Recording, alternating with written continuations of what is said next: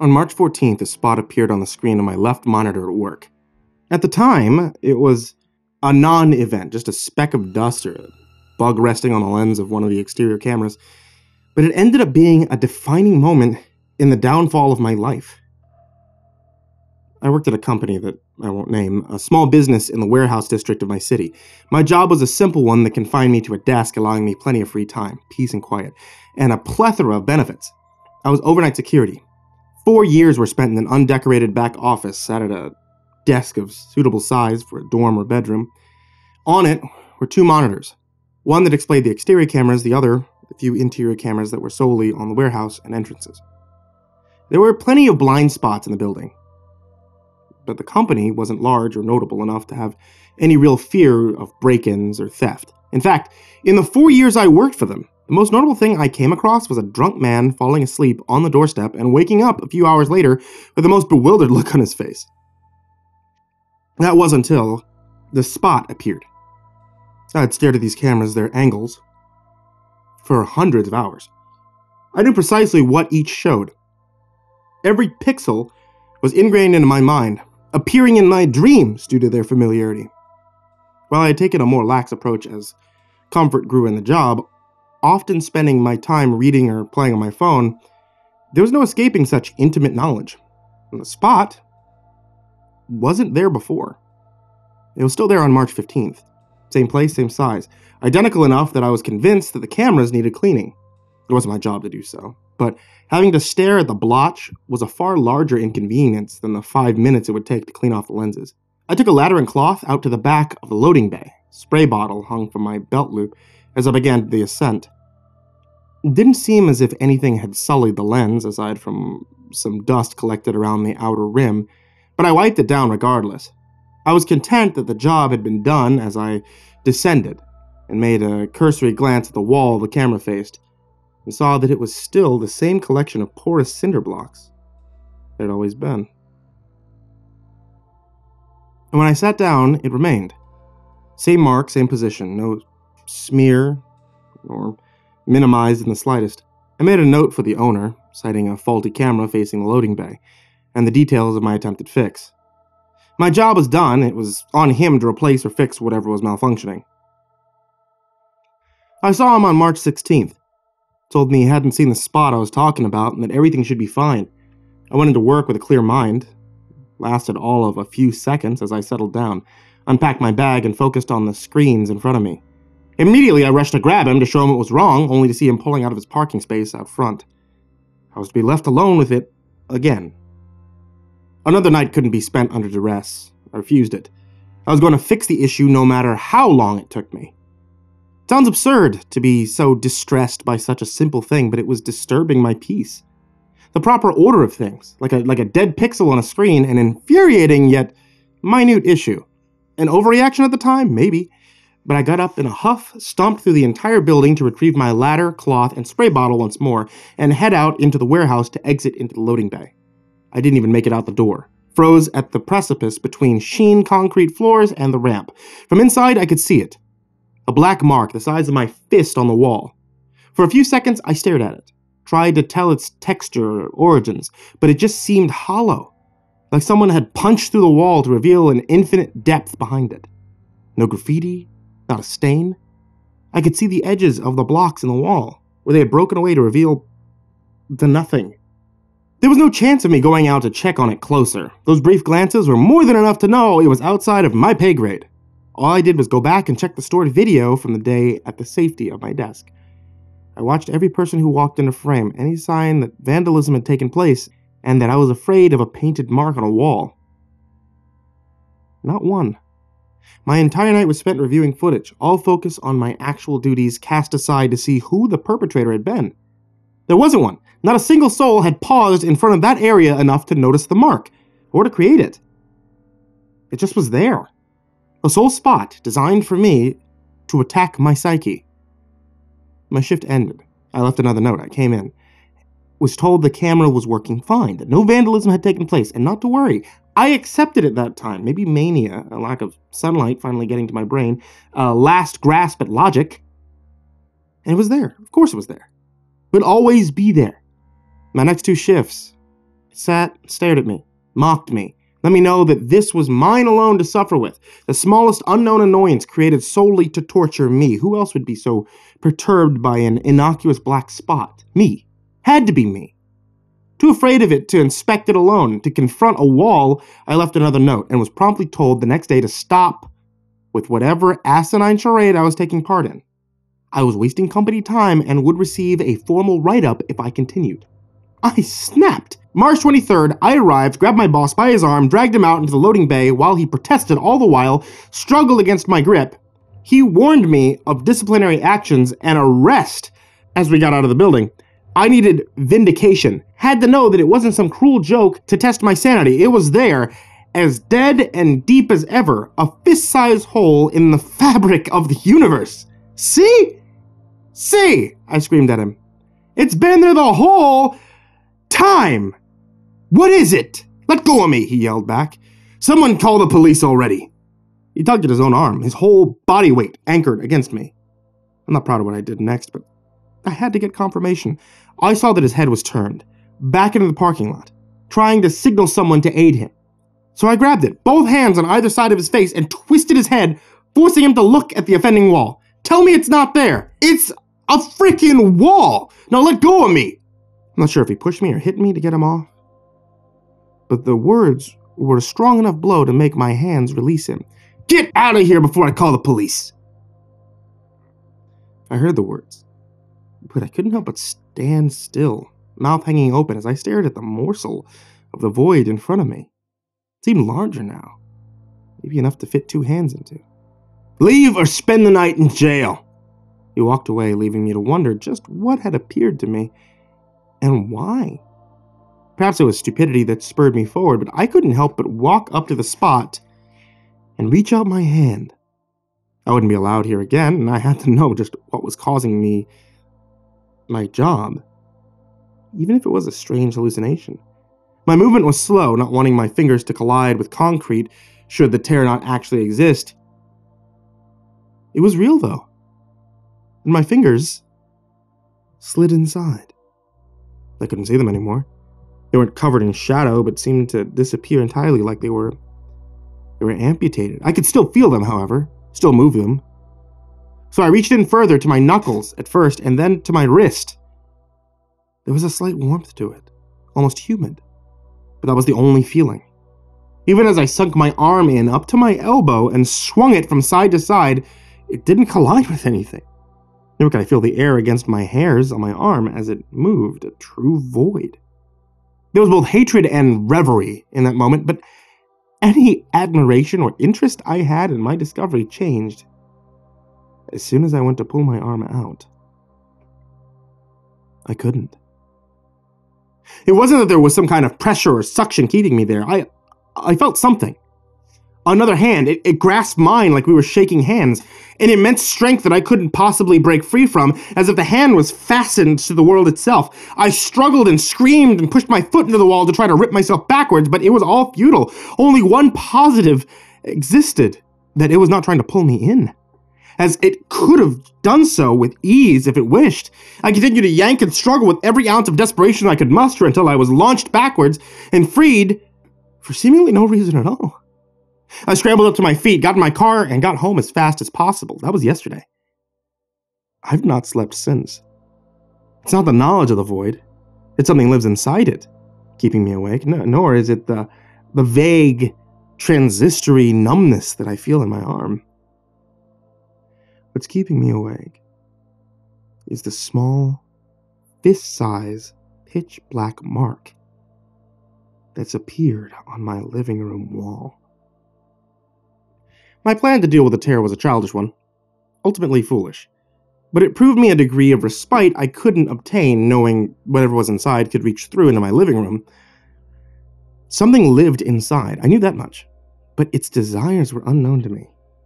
If it wished to come across into our world, it did not want the gateway to be in the middle of my home. So I unstacked my bookshelf, pushed it to block the hole, and restacked it. A mixture of a barricade and alarm system of sorts, allowing me to know if anything tried to come through. Out of sight, out of mind. I was running from the problem, but what more could I do? The next few days went by without a hitch. aside from my hand, which had developed some bruising on the palm and around the knuckles. Damage, I assume, from how fiercely I was gripped by whatever lived inside.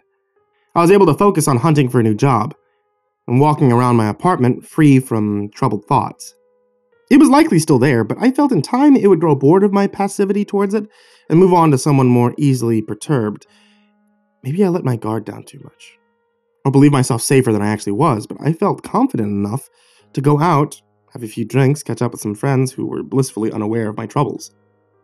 "You look like shit. Even your eyes are going gray," were the first words said to me. A shock, given how much better I'd felt since the long nights and obsessive thoughts had vanished. Maria had said it with a grin, though. Playful jab, hopefully. Not based in any reality. I didn't comment on it, nor did anyone else. The entire night was spent with harmless small talk and catching up. I did not mention my firing, nor the events surrounding it. Another step towards complete avoidance of the tear, fueled by far more alcohol than was reasonable. I drank as fast as they came. The rest of the night became a blur. I didn't drive myself there, thankfully, but had no recollection of walking through the front door, nor of flopping face down onto my bed. Clearly, too inebriated to remove my shoes before passing out. Aside from my head pounding and a slight haze to my view, I was fine on waking. Spirits were as high as possible for the day ahead. No consternation paused me before I shuffled out of my bedroom with the intention to go to the kitchen, but I was greeted with a problem.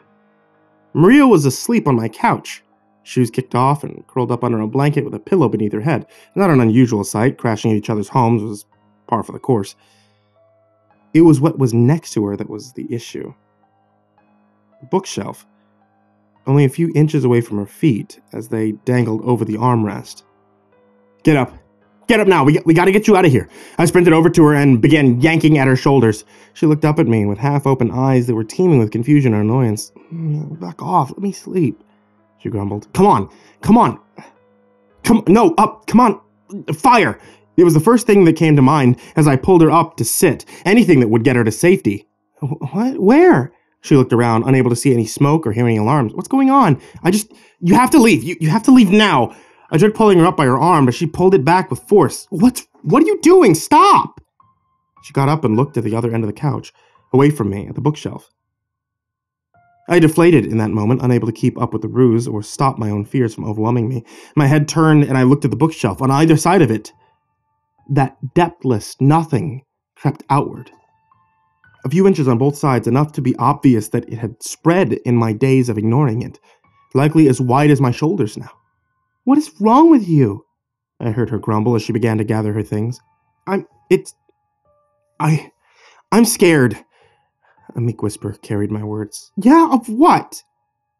I didn't hesitate to tug at the bookshelf and move it a few inches so that the hole could be seen better.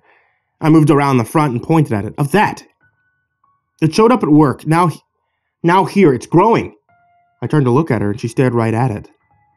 "I need to go." No, you need to tell me if you could see it," I asked as she moved her way to the front door. "Just leave me alone," were her words as the door shut behind her. A string of profanities left my mouth. Unbridled frustration and fear flew in rapid succession. Fueled by anger, I retched at the bookshelf hard enough that it toppled over and revealed the extent of the growth. My estimations were right, approximately as wide as my shoulders and a full foot in length, though it tapered inward at the bottom. "What are you?" I smashed both my palms onto the wall above it, repeated strikes that punctuated each word that left my mouth. "Leave me alone!" Stinging palms rested against the pane above it. My head hung down to my chest as I heaved in deep breaths, eyes focused on the floor in front of me. "Please, I'm begging." The words were weaker this time, desperate. "I've done nothing." I raised my head slightly, enough that it was eye level with the hole.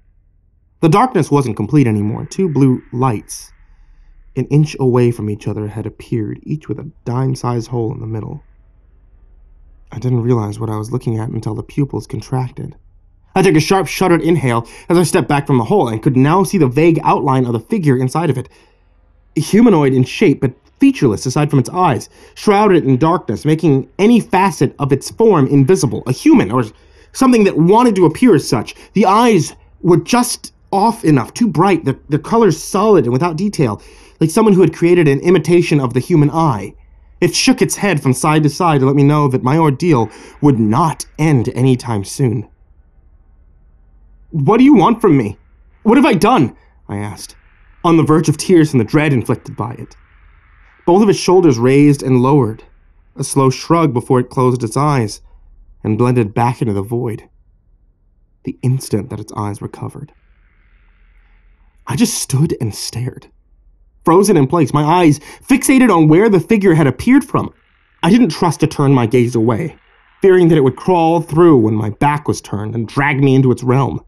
I backed up into the bedroom and fumbled around in my covers for my phone and wallet. At no point did I break eye contact with a hole, but fortunately, I didn't see it return.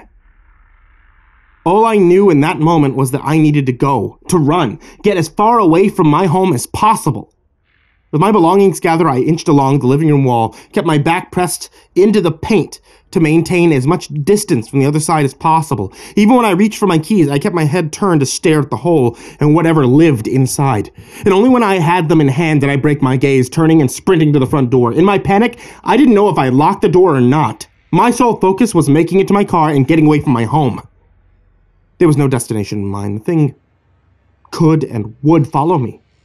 And to what end? I wasn't sure.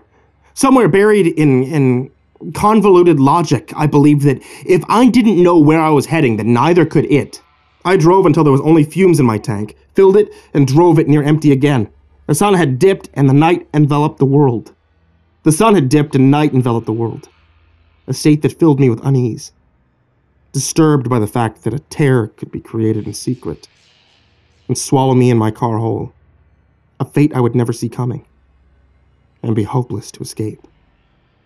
Endless, doomed possibilities forced me to turn off the highway.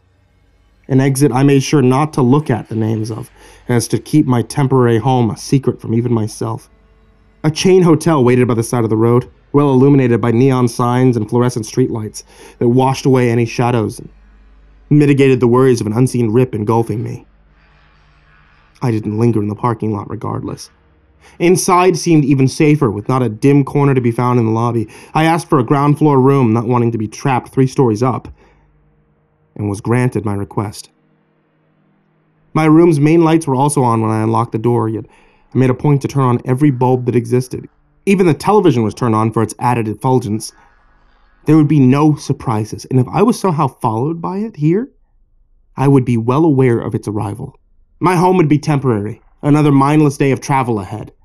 I'll stay here, 3 days at a maximum, just to see if it shows up. Either way, I'll move again. Where I'll end up, or for how long, I don't know. If I can gain some kind of peace here, for more than a few hours, a clear head, or at least an imitation of mental fortitude, I plan on doing some research, scouring the internet for anyone else who might have seen these rips or things that created them. If it won't stop following me, I need to learn. I need to learn how to seal them at the very least, otherwise... yeah. I don't want to think about otherwise. I slept for too long, lulled by the perceived security of an unknown location, an illuminated room, and medicated by everything in the minibar. I dragged myself into the bathroom, still half asleep, unable to shake the fatigue from my body. Maria was right, my eyes had dulled. No longer the sky blue they had been all my life. They looked sick now, tired enough that they couldn't sparkle any longer. They matched the rest of me. A few splashes of water on my face later, and I was able to shuffle out into the main area of the room that combined the kitchen and living room. He waited for me there. My extended sleep long enough for it to follow my tracks and find me. Much larger than in my home. Now covered the vast majority of the door. Close to 6 feet in height, same width that it had been behind the bookshelf still. Just large enough for me to step directly into. It was not unoccupied either. 2 crystalline eyes peered into my room, blinking on occasion.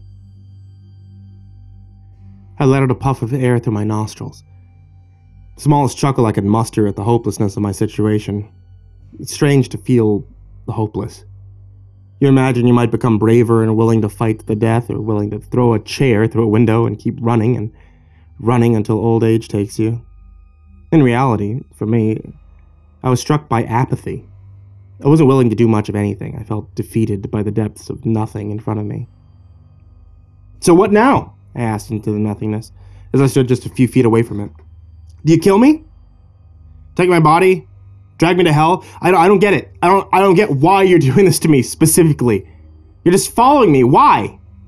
Let's settle this, yeah? I don't want to live like this." Like before, the being let its shoulders rise and fall. This time, however, it extended a hand outward and into this reality. Darkness no longer gave it mystery and allowed it to hide its true form, pale skin.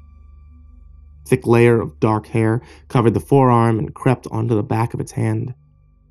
It swam its hand from side to side, grasping at the air, searching for something. It mimicked me. The exact emotions from when I had reached through into its world, with the exact arm I had done so with. Curiosity compelled me to see it through. I stepped forward and grabbed its hand the way that it had mine. It was warm, alive, a slight calmness, a slight clamminess to it. Almost human. Except for the fact that there was no give to it. Sponginess of flesh and muscle were absent, replaced by firmness. Like the being was carved from rock. We stared at each other in the eyes, and I watched as it tried to retract its hand, identical motions to my own struggle, yet with naught of the panic in its eyes. I let go. It fell backwards, tumbled onto the ground, and sprinted out of view. I scowled, unsure what it meant or why it felt the need to recreate our initial meeting. I just stood there, peered into the void and hoped that it would return with some answers. My fear of it had subsided slightly, as a half-belief swelling in me that it was just trying to communicate with me. The gesture almost seemed friendly, perhaps a hint of mockery for my panic, but certainly not malicious. "Why did you do that?" I spoke at a higher than normal volume, hoping my words would carry into the void. It reappeared, sliding into view from the side that it had run off from, and shrugged again. "You don't know why you're doing the things you do?" Again, a shrug. "Are you the one making these holes?" It shook its head. Can you see my world?" It nodded. "Is your world like mine?" It shook its head. "What's it like?" It shrugged. "Can I see it?" I don't know why I said it, nor why the thought came to mind. Something about the being's mimicry of me, paired with its almost childlike responses to my questions, made me curious where it had come from. It didn't seem capable of hurting me, nor have any desire to. 2 chances to crush my hand had been passed by, to drag me through to its world. I could never have stopped it. It nodded. "Will I be able to come back through?" It put its arms through again, and retracted it after a couple of seconds. "Put your arm through again," I told it, and it followed my instruction. I had obsessed over it, enough so that I lost my job, feared it enough that I had lost a friend, grew scared of shadows, but it was all for the same reason, uncertainty. I did not know what it was. I could not comprehend where it had come from or how it was created, so I could learn a guided tour by a being that would be familiar with it and seem friendly enough. Perhaps if I were more awake, I would have continued the charade longer, put up more of a fight, avoided the hole until it was wearing me down further, but it was always going to end this way, and it had to. It wouldn't leave me alone. It could follow me endlessly. I would be the one to tire, not it.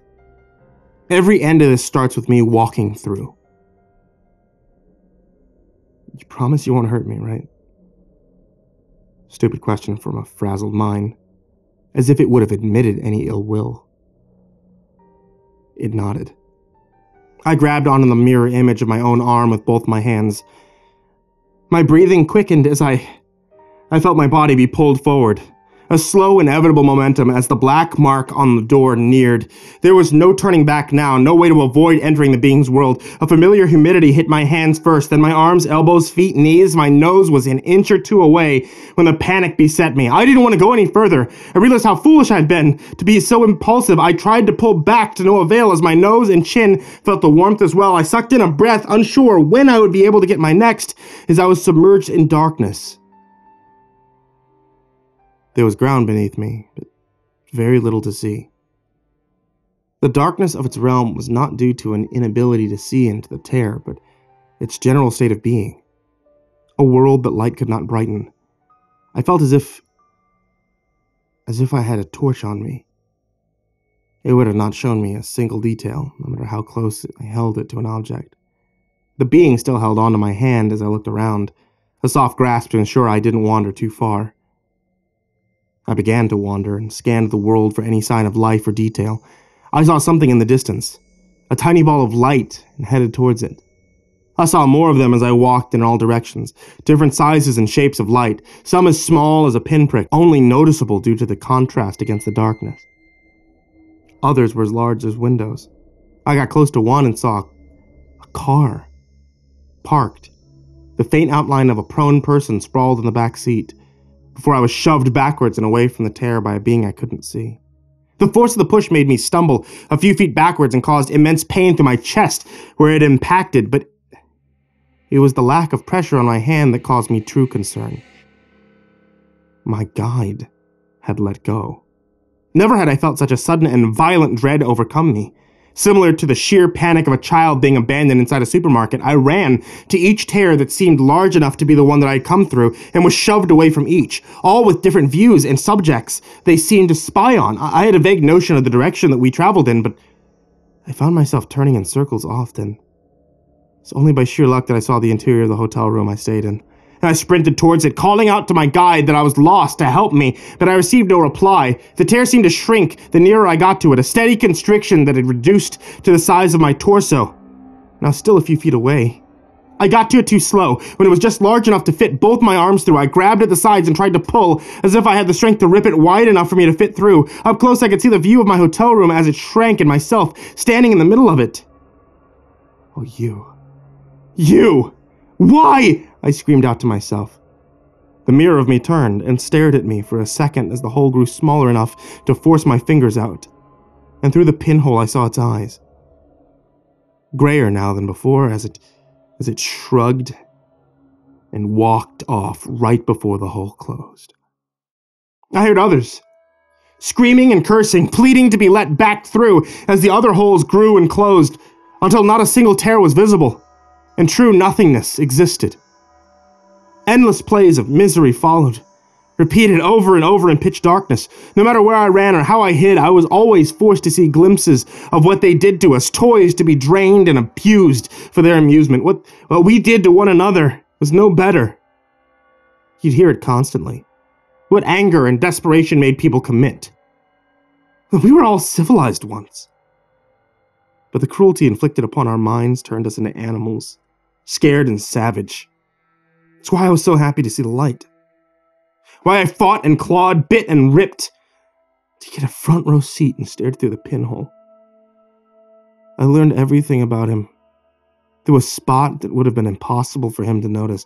Up in the corner of his kitchen, he gave me something to see beyond the madness, something to learn aside from the violence I was surrounded by.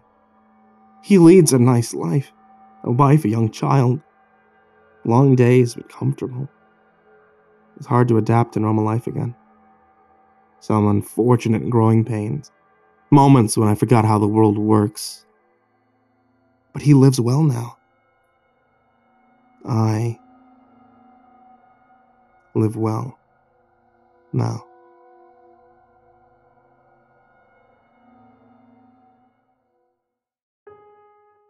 Hey there kids, it's me, MrCreepyPasta, and I just wanted to tell you thank you for watching tonight's video. Because this is October, I'm going to make this nice, short, and sweet. If you'd like to help support the show or the podcast, head over to patreon.com/MrCreepyPasta.